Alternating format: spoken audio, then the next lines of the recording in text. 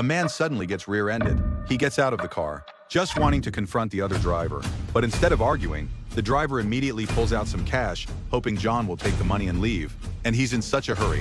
For a terrifying reason, there's an unconscious girl lying in the back seat who was just kidnapped. But right at that moment, John's wife Anna shows up. When she sees the driver trying to pay John off, she doesn't see it as compensation. She sees it as an insult. Just as Anna is about to call the police, another man gets out of the back seat. He opens the car door and brutally teaches his incompetent partner a lesson. Then he personally apologizes to John. At this point, Anna has no reason to keep pushing the issue, so she pulls John away and the two quickly leave. They think it was nothing more than a strange traffic dispute.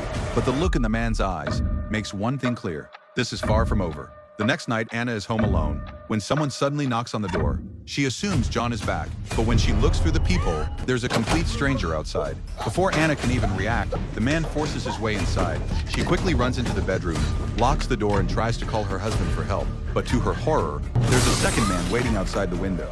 Before long, Anna is taken away too. Only a few minutes later, John returns home. The moment he sees the house torn apart, he knows something is wrong. He immediately contacts the police, but the investigation quickly hits a dead end. The nearby security cameras have already been destroyed. The only thing police managed to track down is a suspicious car with no license plates. And just like that, the case goes nowhere. But then, the kidnappers suddenly call John themselves. Using Anna's life as leverage, they order him to meet them at a restaurant. John assumes they're simply after ransom money.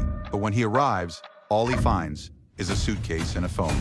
Following their instructions, John opens the suitcase, and it's packed with cash. Their message couldn't be clearer. They aren't asking John for money, they're offering him money to forget about his wife and start a new life with someone else. But they've seriously underestimated how much John loves Anna. He doesn't want a single dollar. The only thing he wants is his wife home safe. But after seeing a wall covered with missing person cases, John realizes he can't just keep waiting. Every second that passes puts Anna in even more danger. With the official investigation going nowhere, he decides to find the answers himself. John spends nearly all his savings hiring a private investigator. After following the trail, they eventually track the clues to an underground casino. At first, they try to get information by pretending they want to do business. But the woman running the place refuses to cooperate. She quickly learns, however, that she's dealing with a man who can think about only one thing: getting his wife back.